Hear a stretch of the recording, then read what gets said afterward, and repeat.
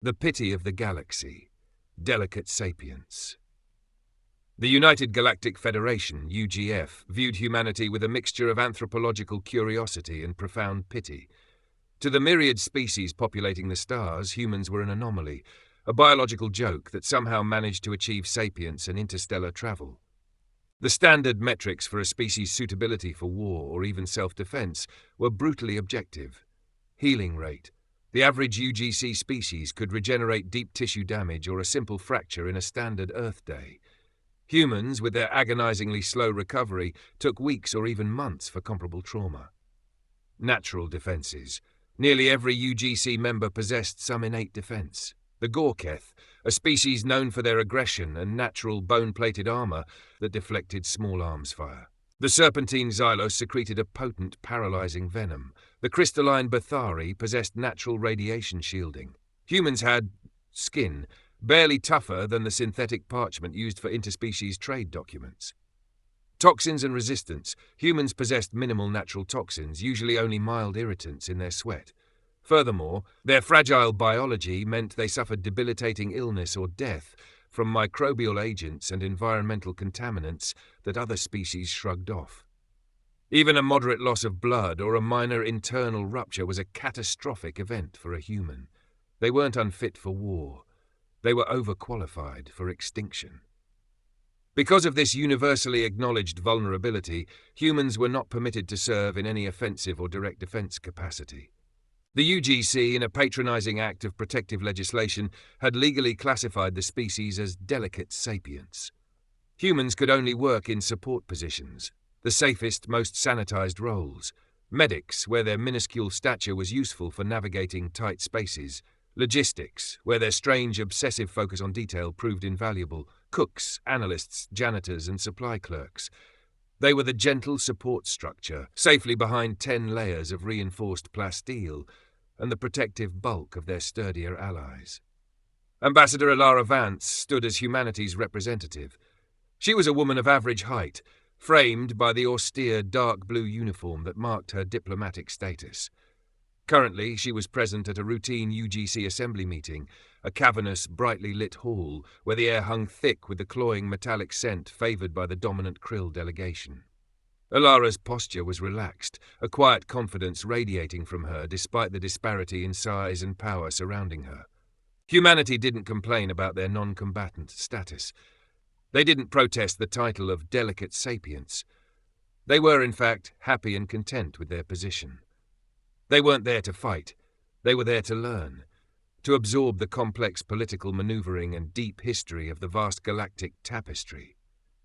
The routine peace of the assembly was fractured by the booming guttural voice of Ambassador Vulk, a towering, six-limbed reptilian from the volatile Gorketh hegemony, a species known for their aggression and natural bone-plated armor.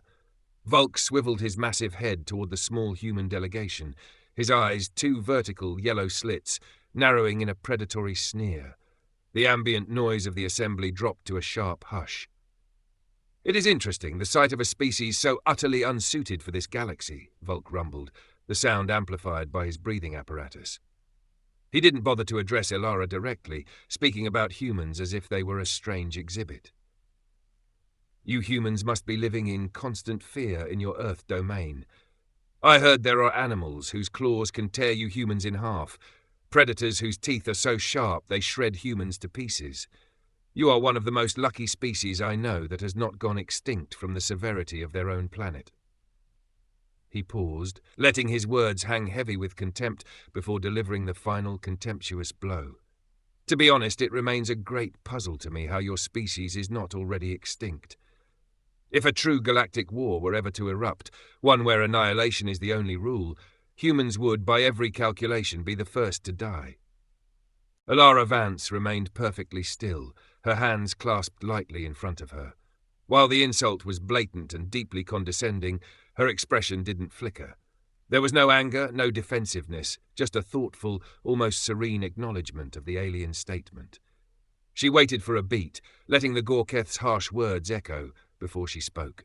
Her voice, soft by galactic standards, carried a distinct, even timbre, demanding attention by its sheer tranquility. "Ambassador Vulk, Your summary of Earth's ancient ecosystem is mostly accurate, Elara replied, offering a polite diplomatic nod. It is a truly vibrant, dangerous, and beautiful place. Her lips curled into a gentle, genuine smile. You should visit Earth someday. Perhaps we will teach you our history someday. Ambassador Volk threw his plated head back and erupted in a harsh, grating laugh that sounded like stone grinding against metal.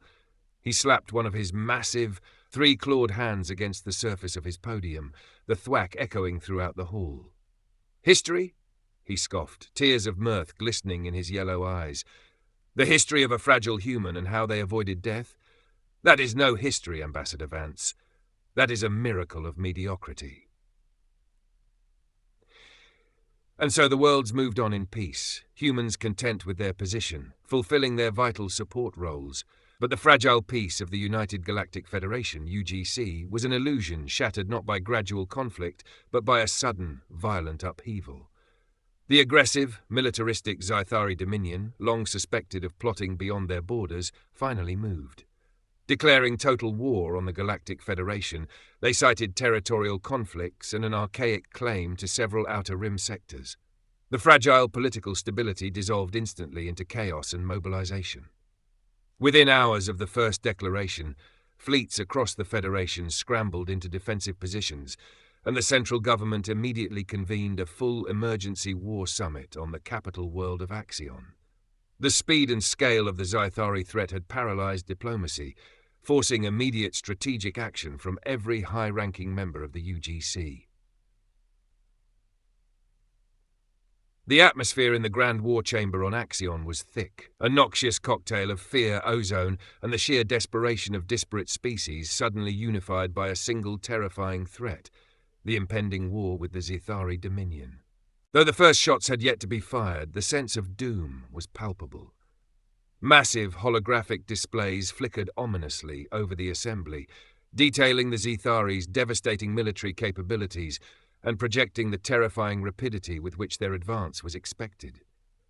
The room was dominated by the imposing figures of the military elites, the chitinous krill generals, their mandibles clicking anxiously, the stoic Zythari, whose crystalline bodies shimmered with repressed urgency, and the formidable, four-armed Virelian strategists, their faces etched with the grim calculations of unavoidable losses.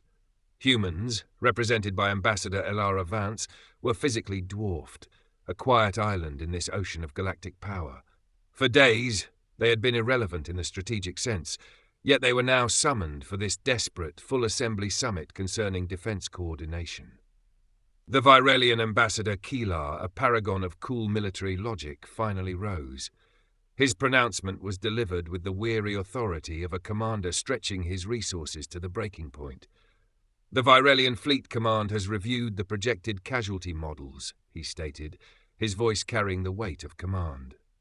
While our priority must remain the central sectors, we cannot abandon our allies. It is strategically self-evident that the human homeworld and its new colonies possess no viable military structure.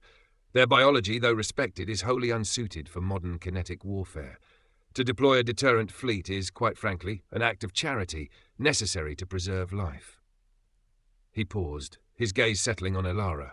Therefore, we will dispatch a defense task force to the Earth colonies. Our objective is to establish a hard perimeter and act as a shield for the delicate sapiens. The gesture was noble yet condescending, a protector offering a blanket to a child caught in a blizzard. Elara Vance pushed back her chair and stood. The sudden scrape of metal on the polished floor was jarringly loud. She maintained the same placid diplomatic smile, but her eyes held a new diamond-hard focus. "Ambassador, we are deeply touched by your generosity," she began, her tone gentle yet clear enough to cut through the anxious whispers. "The Virelian fleet is a spearhead.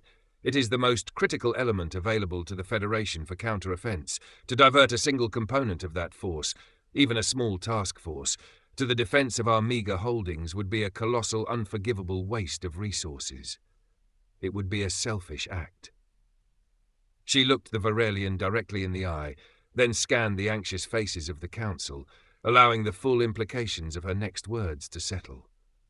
"With respect, Ambassador, we cannot accept your assistance. Humanity will defend itself." The resulting silence lasted for only a breath, but in that moment, the tension became a palpable, living thing. Then the chamber exploded. The roar of indignation came loudest from Ambassador Volk, the Gorketh, who surged halfway out of his high-backed seat, his massive plated throat inflating with fury.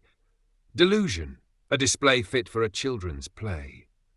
Volk thundered, spitting the words like venom. His claws scraped aggressively across the console. What pathetic display is this, human? Do you think this defiant posturing will earn your species a promotion out of the kitchens and supply depots? You refuse essential aid to prove, what exactly? That you can die faster? We are talking about the Zythari, who butcher armoured regiments for sport. Your species bleeds out from paper cuts. I remind you, and the entire council, why your people were relegated to catering and logistics. Your biology is a liability. You will achieve nothing but being the first to die, and you will do it with absurd, self-important stupidity. A wave of assent rippled through the other delegations. Whispers confirmed Volk's sentiment. Foolish. Arrogant. Unrealistic. But while the assembly saw suicidal pride, the Varelian ambassador, his arms crossed over his chest, remained motionless. He was a master tactician who read intent as easily as data. He ignored the clamour of the Gorketh and focused solely on Ilara Vance. Her smile was gone now, replaced by an expression of cold, utter certainty. There was no tremor in her voice, no defensive posture, and certainly no fear. What the Virelian saw was not the foolish hubris of the weak trying to emulate the strong, but a deeply ingrained, almost predatory confidence. He realized with a sudden, unsettling chill that the human diplomat was not bluffing. She was standing firm on an assurance that the rest of the galaxy could not begin to comprehend. The refusal of aid by Ambassador Vance marked the beginning of the end of the galaxy's delusion about human fragility. Days later, the Zythari Dominion launched its full-scale assault. The war had begun not with a skirmish, but with a terrifying, coordinated obliteration of the Federation's forward bases. The following 3 months were an unmitigated disaster for the United Galactic Consortium. The enemy forces, driven by a brutal, singular focus, were superior in both speed and armament. Sectors and entire colonies were falling day by day. The vital blue defense lines on the holographic maps receded hourly before the inexorable crimson tide of the Zythari advance. The Federation's combined fleets were fighting a desperate, losing action, forced back toward the central core worlds.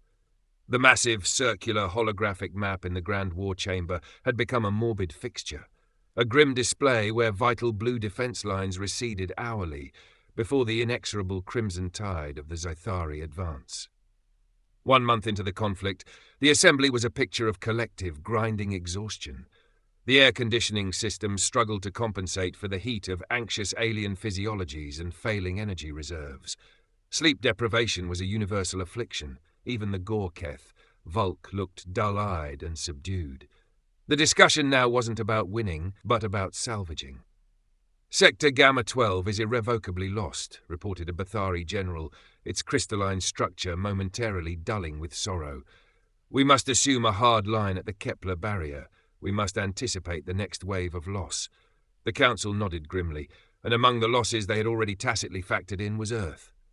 They had given the human homeworld a survival window of perhaps 2 weeks before the Zythari's advanced reconnaissance elements would pierce the orbital perimeter, followed swiftly by the main assault. They had already mourned the coming loss of Earth, planning for the inevitable, cold communication that would confirm the planet's destruction by the Zythari Dominion. Ambassador Volk, the bone-plated Gorketh, leaned against his console, his head bowed. "We must assume the worst for the human sector," he muttered, his earlier arrogance replaced by the dull ache of defeat. "Begin the reallocation of logistics assets. Their sacrifice, while foolishly executed, will not be entirely in vain." The Council nodded grimly, accepting the end of the delicate sapiens. Days stretched into a fortnight of agonizing silence from the Earth sector, a silence they logically interpreted as the aftermath of utter annihilation.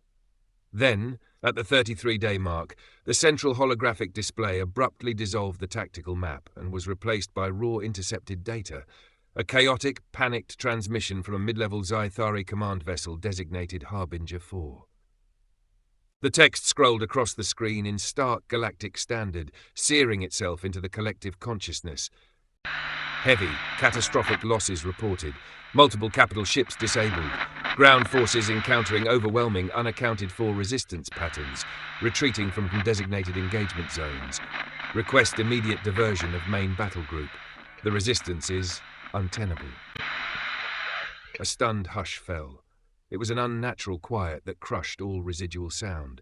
Commander Kylar, the Varelian, straightened, his forearms snapping rigidly to his sides as his tactical mind processed the impossible data. Retreat. Unaccounted-for losses. Overwhelming. This was not defense.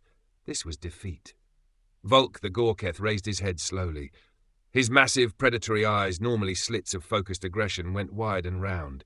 His heavy armored jaw, a structure built for crushing bone, actually dropped, pulling his scaly features into a caricature of stupefied confusion.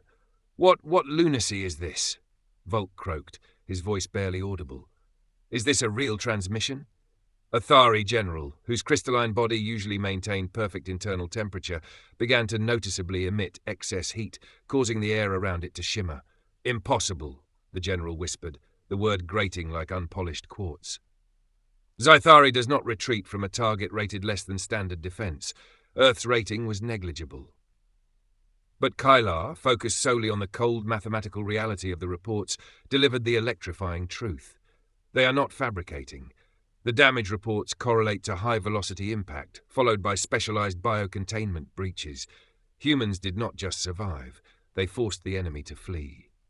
A slender, reptilian Xylos ambassador, known for its cold, cynical detachment, recoiled slightly, its neck plates flaring in what was the Xylos equivalent of abject terror. The soft ones? They have beaten the Zythari? With what? The question was laced with genuine horror. The cognitive dissonance was breaking their reality. Before the Council could fully absorb the scale of the victory, the central display flashed a new, highly classified intelligence report, a critical Zythari strategic command order. The aggressor, shamed and desperate, was pulling its massive core fleet assets away from the main Federation battlegrounds and redirecting them straight towards Earth. Commander Kylar saw the pattern immediately. He slammed his hand onto his console, the sound an urgent command. "Look!" Kylar roared, his voice overcoming the Council's paralysis. The humans did not merely defend themselves. They have successfully weaponized their own perceived weakness. The Zythari are humiliated. They cannot tolerate being defeated by the soft, pitiful species. They are committing their resources, their irreplaceable main force, to crush a pest instead of attacking the vital organs of the Federation. Kylar's gaze swept over the stunned, reeling faces of the assembly. He pointed a swift, decisive hand toward Volk, who was still frozen in shock. "Volk, you called them weak. The Zythari calls them weak. Now, the Zythari is diverting more firepower to Earth than they used against your entire sector. The humans have baited the largest, most critical diversion in the history of the Federation." He then looked at the Zythari and Xylos, his voice lowering to a sharp, exhilarating command.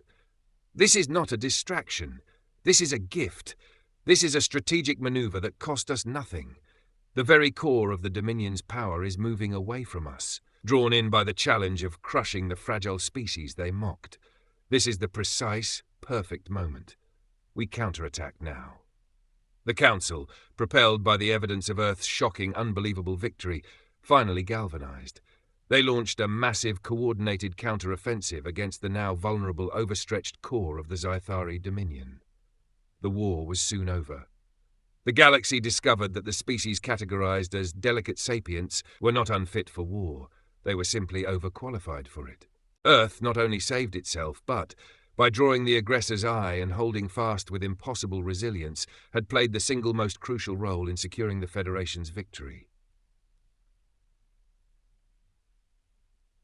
The atmosphere in the newly constructed Federation Assembly Hall in Geneva, Earth, was electric, vibrating with an almost religious reverence. This was not the same anxious, stale chamber on Axion.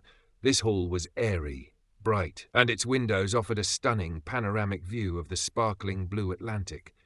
The meeting was unprecedented.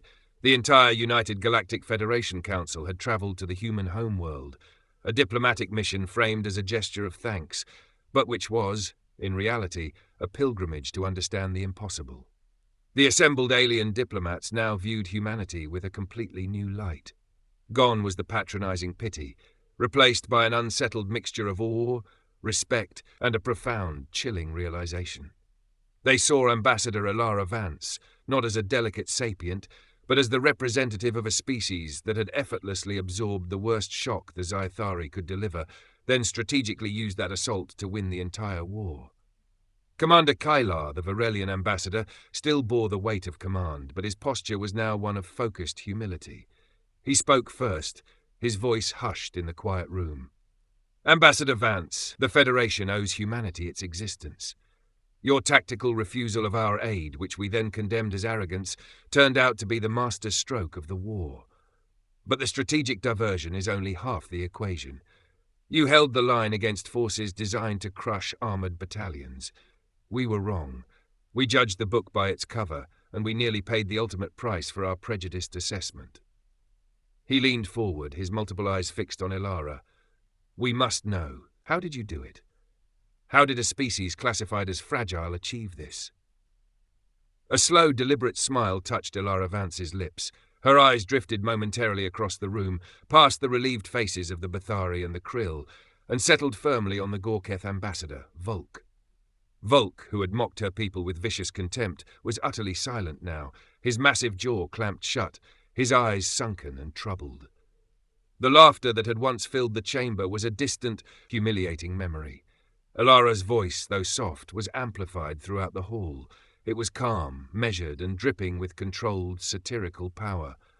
Perhaps the history of a fragile humans and how we avoided death is to be told in order. Alara stepped away from her podium, walking slowly into the center of the assembly circle. She addressed the council, not as diplomats, but as students. "You looked at us and created an inventory of our weaknesses. You saw the lack of bone plating, the thin skin, the slow healing. You said we were barely tougher than wet paper." She paused, locking eyes with Volk. "You reminded us that on Earth, we faced creatures whose claws could tear us in half, whose teeth could shred us to pieces. You concluded that in a real war, humans would be the first to die." Her voice hardened, each word now a hammer blow forged in millennia of struggle. "You failed to understand that these facts, the severe, unforgiving severity of our own home, were not accidents that almost killed us. They were the forge that created us." She gestured toward the alien representatives, the armored, the toxic, the crystalline. "Every other species is born with what we became. You were gifted strength. We invented it. You, Commander Kalar, have natural armor. We do not. So we didn't grow armor. We build it. We don't stop at one layer. We layer ceramic, graphene, and reactive plating over the entire structure of our offense and defense, and if our armor is breached, we discard it and build a better one. You evolved with claws and venom. We did not. So we didn't grow claws, we forge our own. Our claws are hardened tungsten and depleted uranium, delivered at hypersonic velocity. Our venom is chemical nerve agent developed to neutralize every known biological function and delivered with surgical precision. You see in the dark, we do not. So we don't wait for the sun. We carry the night around with us.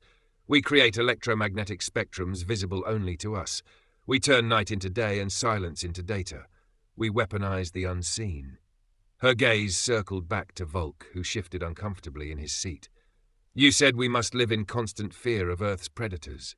And you were right. We did. For hundreds of thousands of years, we were the prey, forced to use wit, cooperation, and tools to survive against beings that were physically superior in every metric. But we didn't just survive the severity of our planet, Ambassador Volk. We conquered it. The creatures you read about, the woolly mammoths, the saber-toothed cats, the Ice Age titans that saw us as easy meals, we didn't evolve to run from them. We learned to hunt them. We drove the strongest, largest, most terrifying predators of our world to extinction using nothing but cooperation, technology, and sheer, unrelenting aggression." Alara's final words were delivered with quiet, terrifying finality. "You call us fragile because we break easily, but you confuse fragility with inability to repair. When a component of your biological armor fails, your entire defense model is compromised. When a human breaks, we simply invent a better way not to break next time. Our evolution isn't fixed, it's manufactured and iterative. We were not built for anything, so we learned to build everything. And unlike you, who rely on the body you were born with, when we go to war, we don't send a life form. We send a technological ecosystem capable of adapting, evolving, and destroying everything in its path. That is why we held the line. We didn't fight the Zythari with natural strength. We fought them with 400,000 years of invented aggressive ingenuity honed in the crucible of the most dangerous planet in the galaxy. The silence that followed was vast and suffocating. In that moment, the Council no longer perceived humanity as the fragile, soft-skinned species they had once pitied. They saw something far older, far more primal. An apex predator wrapped in technology, a creature that had carved its place in the galaxy not through privilege, but through relentless adaptation and brutal determination. They saw a species that had survived a death world, conquered its own monsters, and then treated those horrors as training. A species that learned, innovated, and evolved faster than any known civilization, turning every weakness into a weapon, every limitation into fuel. The pity was gone, violently stripped away. In its place rose a cold, evolutionary dread. For the first time, the Council understood the scale of their misjudgment. Humans were not a minor member of the galactic community. Humans were the kind of species that began as prey, and through sheer terrifying resourcefulness ascended into the lineage of galactic predators. And worse, every instinct told them humanity had only just begun to rise.